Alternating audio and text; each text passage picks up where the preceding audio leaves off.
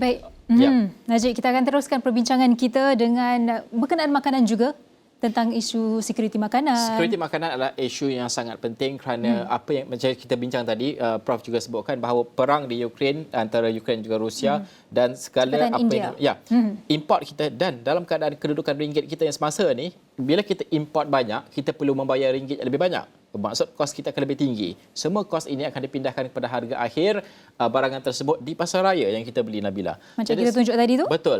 Dan sebab itu dalam konsep ataupun dalam konteks perbincangan selepas ini, kita akan cuba melihat bagaimana sebenarnya teknologi di peringkat pengguna, ya, aplikasi dan sebagainya boleh memudahkan ataupun menyelesaikan sedikit permasalahan ini. Kerana apabila kita melihat bahawa perbandingan harga itu susah dilakukan secara fizikal, kena pergi kedai ke kedai. Kalau ada secara mungkin sudah ada, cuma perlu diperhebatkan lagi perkara tersebut. Itu yang kita ingin bincangkan bersama dengan tetamu kita pada jam ini, Nabila. Okey, kalau boleh saya introducekan tetamu kita pada pagi ini dalam talian ialah Reza Razali, pengasas kepada Teratotech. Selamat pagi, Reza. Selamat pagi, Nabila. Okey, thank you kerana bersama dengan Niaga Awani. Pertama sekali, kita nak tahu ketika rakyat berdepan kenaikan harga barang, kita nak tahu bagaimana teknologi ini harus menjadi penyelesaian dalam pelbagai aspek, contohnya aspek pembelian. Jadi, apa yang Reza boleh kongsikan untuk membantu orang-orang seperti kami ni untuk beli barang? Sure, bagi saya kita kena lihat teknologi ni, apa dia teknologi yang berimpak tinggi ya. Kalau for example kita hanya ingin lakukan aplikasi untuk price comparison, benda tu kita hanya capture price at the consumer purchase at the end kan. Kita tak tahu apa yang berlaku di supply chain tu. Because saya tak rasa ada retailer dekat luar sana nak naikkan harga kalau mereka terkesan. Sebab apabila dia menaikkan harga, consumer sekarang is very price sensitive dan tentunya ada impact lah kan, impact in sales dan sebagainya.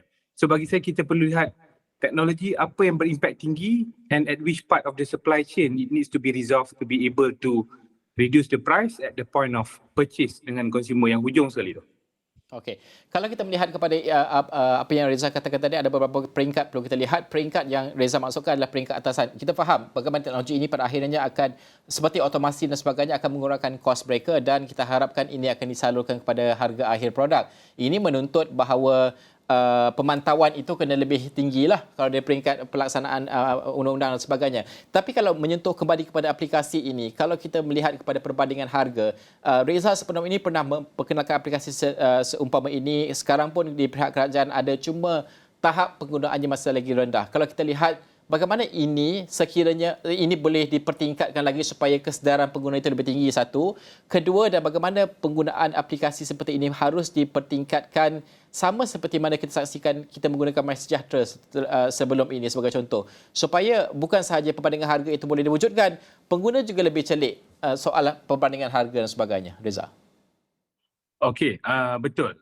Ada tapi kita perlu lihat consumer ni memang dah price sensitive kan. So mereka yang mahu membeli dengan murah, mereka dah tahu kat mana pasar raya borong atau supermarket diskaun yang dia boleh pergi kan. Siapa yang premium, mereka akan pergi ke tempat premium untuk membeli. Tapi kalau kita lihat comparison harga, bahan-bahan pokok, bahan-bahan asas di supermarket seperti gula, beras, kopi dan sebagainya, harga tu standard ya. Variance antara supermarket is very small.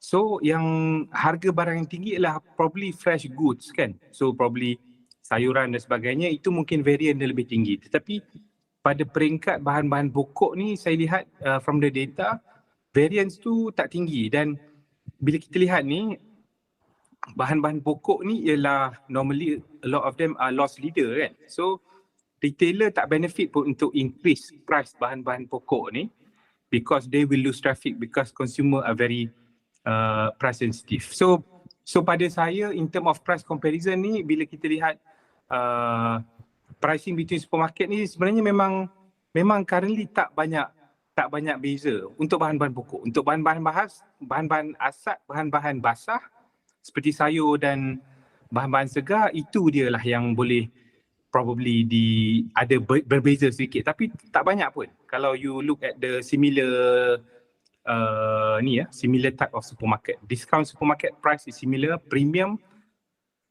mungkin lebih tinggi, tapi across the board the price is very similar. So saya bila kita lihat harga barang naik dekat point of purchase for consumer ni, harga yang kita capture dan kita lihat tu, that is already what we call a lagging indicator kan. Benda tu dah naik sebab benda-benda dah berlaku the last 3-4 months that attribute to that price increase, bukan tiba-tiba benda tu harga tu naik.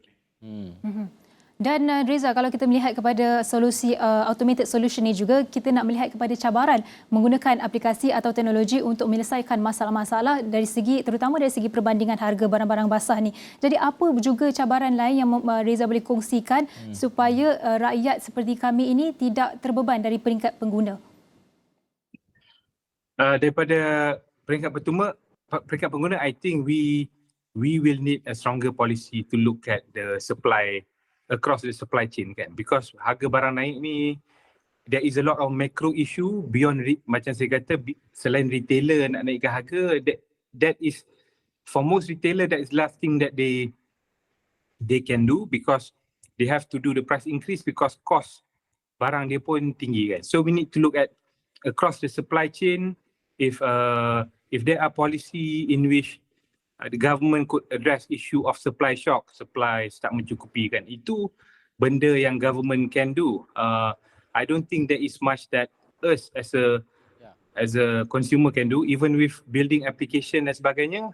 Data kita upon purchase tu already a lagging indicator. So it won't be helpful to any end consumer really. So probably I look at if there is any technological solution, probably a data lake, a data warehouse that look at the price point across the supply chain, that would be helpful, because harga barang naik ni kan is all supply and demand kan. Tinggilah demand, tak cukup supply, memang harga, basic principle of economics.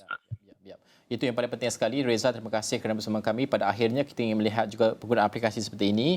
Kalau dia peringkat pengguna yang paling bawah sekali, bukan sahaja perbandingan harga itu mampu diwujudkan, tapi juga kalau mereka nak buat aduan, ini boleh dipermudahkan melalui aplikasi dan sebagainya. Masuk dalam satu app sama, boleh buat aduan dan juga banding harga. One stop center. Jadi ini juga boleh, mungkin ada, kalau nak diperkenalkan, pemerkasaan itu yang kami cuba tekankan. Penyelesaian-penyelesaian seperti ini yang kita ingin lihat, yang seharus tekan bukan saja dalam belanjawan sebenarnya, dalam mana-mana dokumen terpenting pun untuk bergerak ke hadapan.